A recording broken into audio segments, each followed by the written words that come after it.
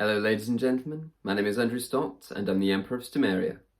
Today we're continuing our series on how to start a nation by discussing formal diplomatic relations with other nations.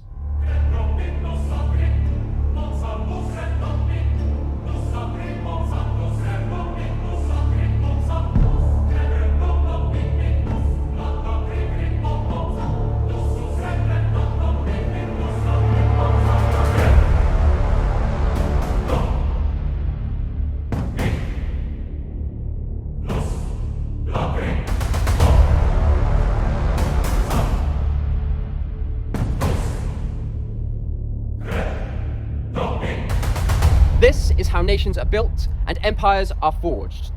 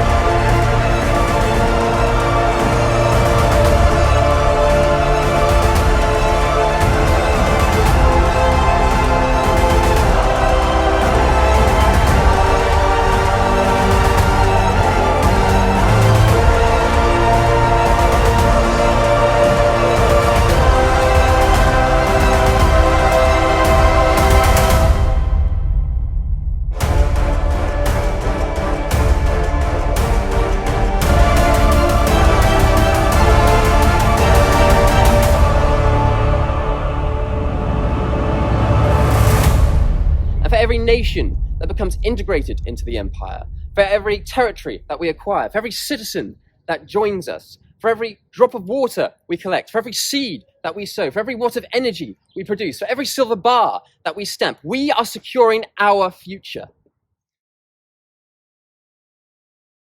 So over the course of this series so far, we've followed a relatively textbook process, a relatively textbook procedure that a lot of people go through when they actually go about forming a nation.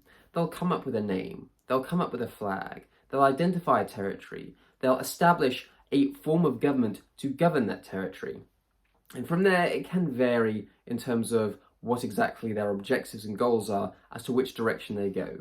Now, for the purpose of this particular video, if it's not already clear, we're going to be covering diplomatic relations, formal diplomatic relations with other nations, other communities, and indeed other individuals, and the various ways you can go about affiliating with these sorts of entities, and the reasons why you shouldn't go down a particular route. So with all that in mind, let's get started. Now, right off the bat, I should stress that when I'm talking about formal diplomatic relations, I'm not talking about formal diplomatic relations with established or conventional nations or communities, in the sense that I'm not expecting this video to be especially relevant to those that want to have formal affiliations with the government in France or the United Kingdom or the United States or wherever else. This is about nations and communities and individuals that are on your same wavelength, you're on your same level, those who are aspiring to build a completely new society, a completely new civilization, a completely new nation. And the way in which you go about doing this is you can either go down the route of mutual recognition treaties or defense pacts, or you can go down the route of trade agreements or some sort of declaration of intent. And these are four kinds of engagements with other nations, other communities that I want to cover, because I think it, broadly speaking, covers everything, certainly in my experience, that I think a nation, a community, or an individual would want to consider going forward. The Mutual Recognition Treaty, as the term suggests, is where two entities will recognise each other, and that is the extent of what a Mutual Recognition Treaty is. It is where two individual entities who may or may not have any kind of formal affiliations with each other in the past will get together, sign a little document and say, I recognise you and you recognise me. And that's it. And it's for this reason that we do not consider mutual recognition treaties to be worth anything to anyone. There is no tangible benefit to it. Now, the reason that a lot of people go about signing mutual recognition treaties, I think, can fall into one of two categories. The first is that they think it gives them extra legitimacy, in the sense that if they can point to 20, 30, 50, 100 individual entities that have signed these agreements with that nation, with that community, then they can point to that and say, look at all these people, look at all these nations, look at all these communities that recognize us. Now, the glaringly obvious problem with that is that all of these signatories are very likely to be on the same level as they are, in the sense that they are aspirant nations, they are aspirant communities, they are just individuals with a flag, whoever it might be. But it's not going to give you any extra legitimacy in the context of the wider world. You know, any established conventional nation and the government of that nation, they are not going to look at mutual recognition treaties as a source of legitimacy. So from the get-go, it's an utterly pointless venture from that front. However, there is a more obvious reason as to why people do sign mutual recognition treaties, and that's simply because they see it so much in certain circles. That is to say, when you first try to establish a nation or a community, you will come across the term mutual recognition treaty over and over again. All of these aspirant nations, all of these communities, all of these self-defined micronations, they will keep signing these mutual recognition treaties and announcing them to the world. And so a lot of people just simply assume that this is what you're supposed to do. And I think leading on from that a little bit, there is this idea that the more mutual recognition treaties that you have, the more popular you are, the more credible you are, or maybe the more secure you are. And on all of those fronts, nothing could be further from the truth. In the sense that I have seen many quite promising aspirant nations that have had dozens and dozens of mutual recognition treaties. I think maybe 60 or 70 comes to mind for one particular one. And they nevertheless went defunct. They shut down their operations, they closed all their social media accounts, and just like that, they were gone. And no amount of mutual recognition treaties protected them or shielded them from that. Now, what was the response from a lot of these micronational treaty partners, these signatories that recognized this nation, this community? Well, for the vast majority of them, they didn't even have a response, because a lot of them no longer existed themselves. And this is because the life expectancy of the aspirant nations of the world, or the micronations of the world, it's a matter of weeks or months in most cases. And so trying to establish mutual recognition treaties with the vast majority of entities out there is utterly pointless from the get-go. But for the few active ones, or the few remaining ones out there, and they come across this news in which their partner has become defunct or dissolved or collapsed in on itself, you might get a small social media post going, "We are very sad to hear about this," and then they'll promptly get on the rest of their day. And then there are a few, and I have witnessed this myself, from other promising, shall we say, communities, other nations, people who are quite well known or up there comparatively speaking, when they realize that one of their partners had become defunct, they not only express their sorrow and their condolences through a 2-sentence Twitter post, but they also, in a very unceremonious fashion, invited all of the citizens of that nation to join them instead. Some even went on to try to claim the territory and the legacy of their former partner. And this kind of vulture-like habit is something that is quite prevalent in certain circles. It doesn't provide you any extra security. It doesn't provide you with any legitimacy. It doesn't provide you with any tangible benefit. Mutual recognition treaties are utterly worthless. They're utterly pointless, and you should not go down the route of signing any of them, much less huge swathes of them, because it does nothing for you. It is a waste of time. And speaking of things that are a waste of time, I think we should now discuss defense pacts. Now, when it comes to defense pacts, this normally boils down to internet-based activities, in the sense that you will normally see two groups, such and so sign this mutual defense pact. And on this defense pact, we're going to look out for each other on social media, and it's going to revolve around doxing and Discord raiding and internet trolls and sock puppets and all this sort of thing. Cyber security, you might call it. When in reality, the actual purpose of a defense pact from that kind of perspective is utterly pointless, because that nation or community cannot provide you with any protections that, say, a social media administrator can't provide you with. The technical expertise of another nation or community is something that I would be quite wary of trusting in comparison to more professional outlets, let's say. And so what normally happens is that these sorts of defense pacts devolve into sort of tit-for-tat name-calling on Twitter or Discord or Reddit or something to that effect.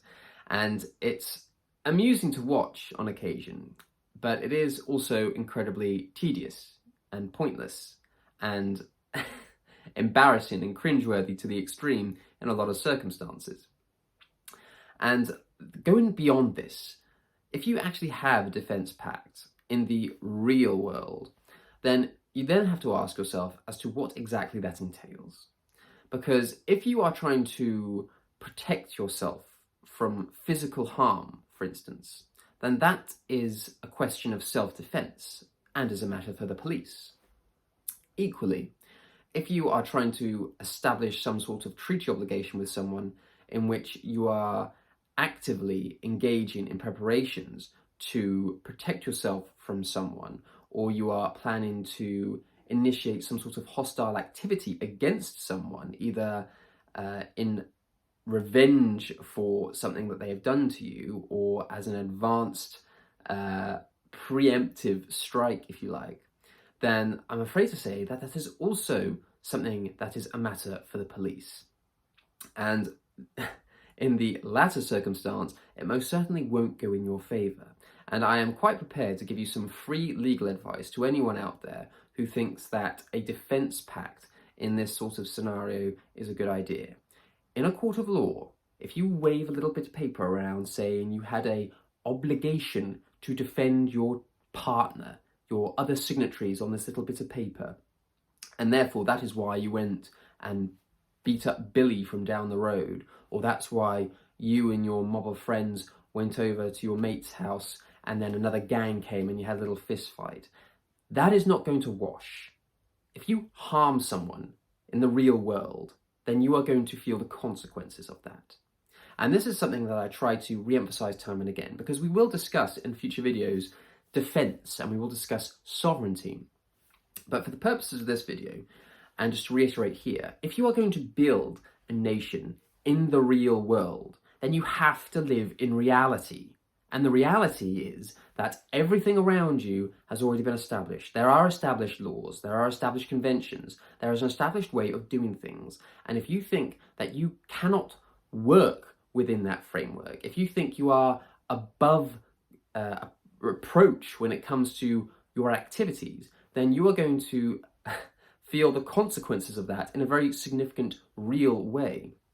And so I would strongly recommend that anyone that signs these sorts of defense pacts with the anticipation of actually causing someone physical harm, either in self-defense or as a preemptive strike of some sort, then I would question what exactly you are doing. Take a good look in the mirror and perhaps rethink what you are supposed to be doing with your nation. Now, when we talk about trade agreements, we are talking about tangible, mutually beneficial arrangements between different communities and different nations. And while you are building your nation, this is perhaps one of the most common requests that you get. And it's one of the most useful requests that you can get, because now we are getting to the meat of things. We are trying to discuss ways in which we can use trade as a way of advancing not just your nation's goals, but the goals of the other nations around you.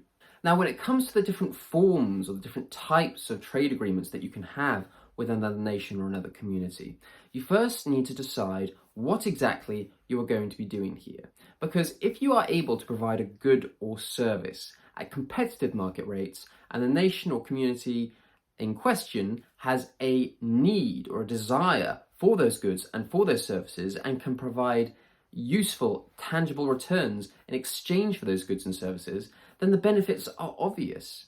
However, this is not always the case, especially in the early days of founding a nation, because when you are creating a nation and you're establishing yourself, you're building your community, you're building your industries, the quality of your products or produce may not be up to scratch, they may not be up to standard.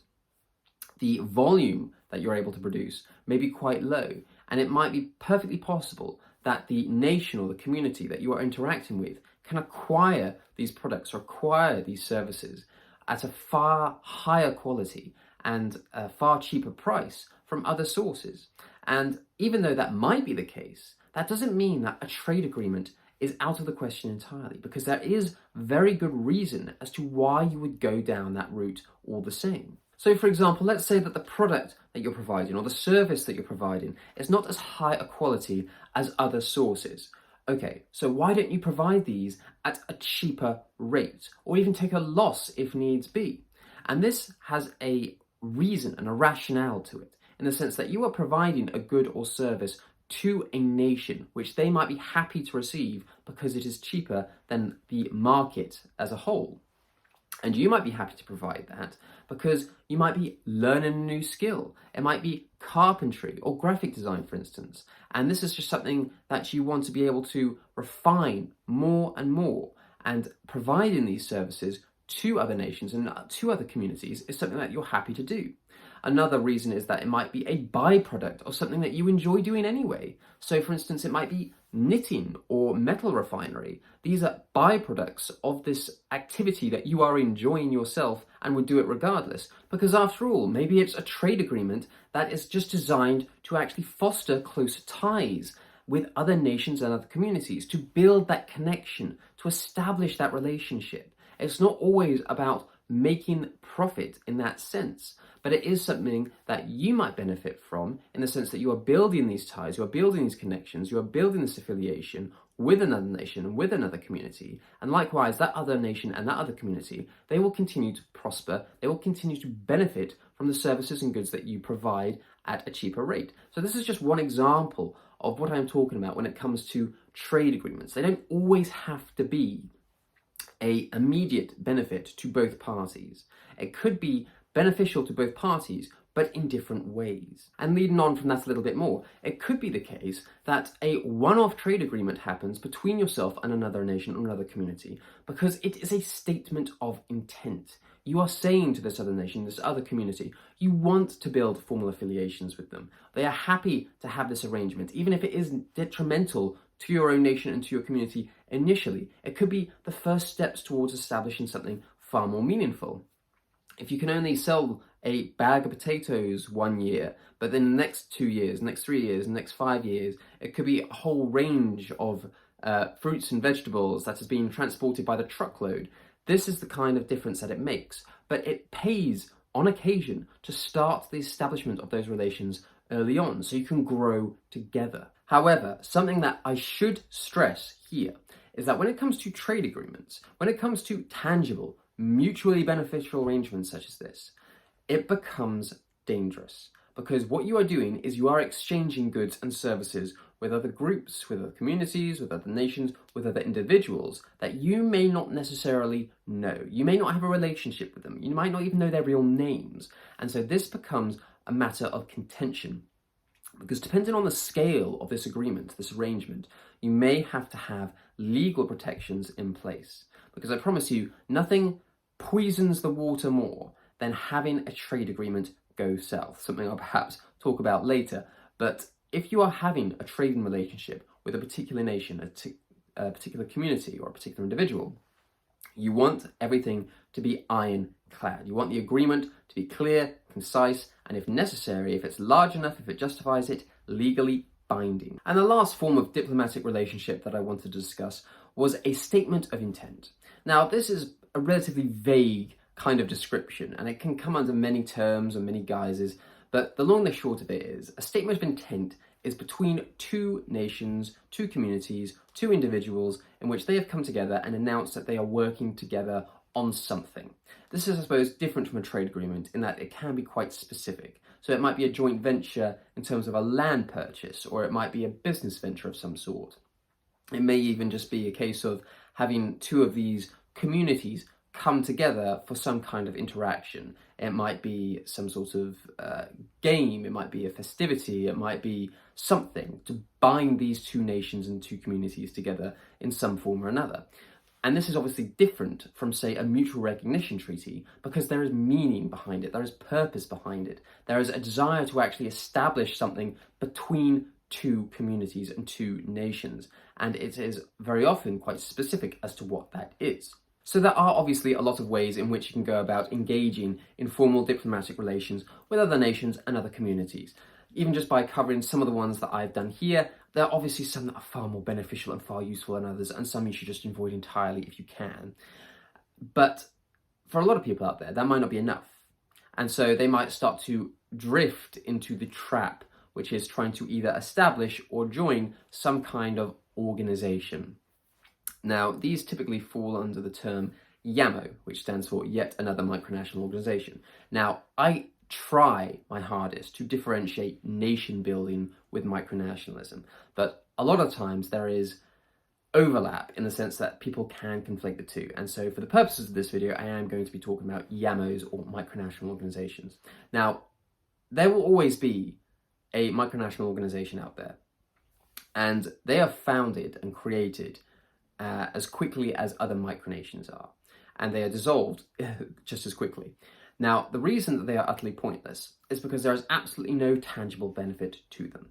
They come together, they say, almost without fail, every single time, that they are like the UN, but for micronations. That is the tagline for these kinds of micronational organizations.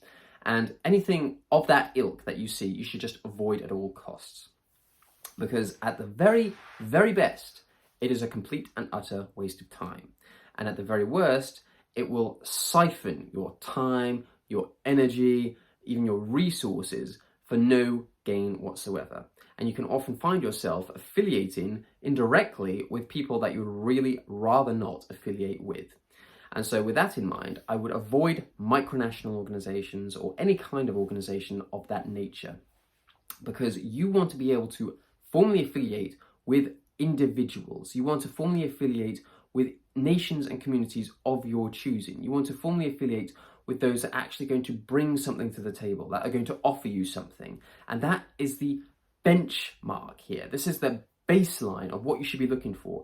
If you're going to have a formal affiliation or a formal relationship with another nation or another community, the only real question that you need to ask yourself is, will this benefit me? Will this benefit my nation? Will this benefit my community? Because if the answer to this question is no, then why on earth would you try to establish a relationship with them? If there is no benefit to association or affiliation with this group, with this nation, with this community, with this individual, then why do it? It's a very straightforward question, which a lot of people seem to really struggle with these days.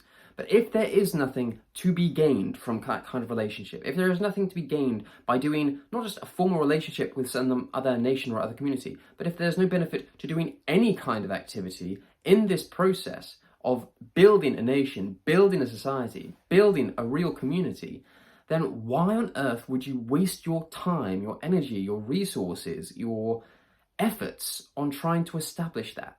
And that is the reality of this. Because as I say time and again, if you are going to be doing this in the real world, if you are going to actually be out there building a nation, if you're a genuine nation builder, then you want to be spending your time, your energy, your resources on something productive, something that's actually going to benefit you and the other people around you. You don't want to have to be wasting your time on nothing. So focus on what's important to you, identify what you can gain out of a relationship with another community, with another nation, and what kind of benefit that you can provide to them in the same breath. If they are of the same mindset as you, if they are on the same wavelength as you, mutual benefit in that sense is ideal because you are building each other up. But if you are the only party that is bringing something to the table and people are siphoning resources, time and energy from you, then it is a complete and utter waste of time. When it comes to Stomaria, we have always been exceptionally selective when it comes to formal affiliations with other nations and with other communities. Even back when we defined ourselves as a micronation, we took great pains to limiting our interaction with the wider micronational community. We never had mutual recognition treaties with anyone. We never joined micronational organizations. We never attended micronational events. If there was no tangible, real benefit to Stomaria and the wider community that we were establishing, we just never engaged in it. It would be a waste of our time. Now, even after nearly 5 years of Stomaria existing and promoting itself and receiving hundreds upon hundreds of requests from others about establishing formal diplomatic relations, we have only ever had eight diplomatic relations with other nations and other communities. And the funny thing is, even though we have an incredibly strict, comparatively speaking, a very strict process when it comes to who can affiliate with Stomaria itself, and of those, as I say, we only have 8 that have ever done so. Of those 8, 3 of them no longer exist. 2 of them probably don't exist. 1 of them no longer has any affiliations with Stomaria itself, and 2 of them remain as member states of the Empire. So even though that we have taken great pains on limiting our formal relations with other nations and other communities out there, even then we still have an incredibly high rate of defunct nations and defunct communities within our own circle. And this is only exacerbated further if you don't have any kinds of protections in place. And this is something that I've tried to emphasize over and over again in this video, that if you open the floodgates, you will find that 90% of the people that you reach out to, or they reach out to you, and you have these mutual recognition treaties or formal affiliations or whatever else, 9 times out of 10, they will just simply go defunct in a matter of months, perhaps years, but it will happen sooner or later. And this is something you've always got to be wary of. Now, as I've already mentioned, Stomaria has never joined any kind of organization, micronational or otherwise. And a part of the reason is that even though there is obviously no tangible benefit or tangible worth in actually joining any of these organizations, one of the reasons is that we have already got the Empire. So Stomaria itself is obviously a nation, but the Empire of Stomaria is Stomaria and the member states of its empire, other nations and other communities that have been integrated into our circle, into our network. Now, we are an empire of trade, of commerce and enterprise by our very nature. That is what we strive to accomplish. And the tangible benefits of affiliation with Stomaria is very plain to see. And more to the point, we are also very keen on trying to establish relations only with those that I have had some kind of interaction with. That is to say, the leaders of the nations that form a part of the empire, they are Stomarian citizens. I have met them either face-to-face or through video calls, but I have had some kind of interaction with them. And that goes for all of the affiliations, I think bar one, that we've had in the past, either as external allies or observer states or member states. I have met and interacted with the leaders of these nations and the leaders of these communities, because it is important to have that. When it comes to the specific tangible benefits that the nations and the communities within the Empire of Stomaria actually receive, this can be seen through, for instance, our social media followings. We have, comparatively speaking, one of the largest followings on social media when it comes to the nation builders of the world, and being able to advertise these nations and advertise these communities is something that is of great benefit to them. Equally, the silver Stomarian status bars or silver Stomarian status coins that the member states of the empire are featured on, and they can actually acquire these as premium free silver. Stomaria actually acquires this silver and provides it to the governing bodies of these nations and these communities at a loss on our end, so that they can actually utilize these as sound money. Or going further beyond that, the actual utilization of Stomarian territory, having access to that territory and being able to use it in a way that actually benefits these communities. It might be using it as workshops or setting up stores or whatever else. It is about using Stomarian territory to their advantage. Or going even further beyond that, it might be a direct financial investment from Stomaria itself into a nation, into a member state of the empire, because I think there is going to be some sort of benefit that comes from that. A very good example of this would be King Raoul of the Kingdom of Wayward. We paid for him to go on a beekeeping course because we believe that having someone from that community going on a beekeeping course would be useful to us going forward as we establish hives across Stomarian territory in the years ahead. And this is just one small example of us actually investing in another nation, another community, another individual that isn't a part of Stomaria itself as such, but is a part of another community that has been integrated into Stomaria and into the Empire. And this is what real-world cooperation looks like. This is what tangible mutual benefit looks like. It's not liking somebody's Facebook post. It's not giving someone an upvote on Reddit. It's not someone having a mutual recognition treaty. It's not someone declaring war or sanctions or investigations on someone online because they called their ally a mean name on Twitter. This is not nation building. That is all micronationalism. What we are doing is building a nation. And I will repeat time and time and again that there is a difference between the two. Now, for those that actually want to establish a nation, for those that actually want to establish a community, you must make the distinction clear. Whatever you do, be it through diplomatic relations or any other aspect of the nation building process, what you have to do is make sure that there is tangible benefit to what you are building. And that is the only thing that you really need to consider.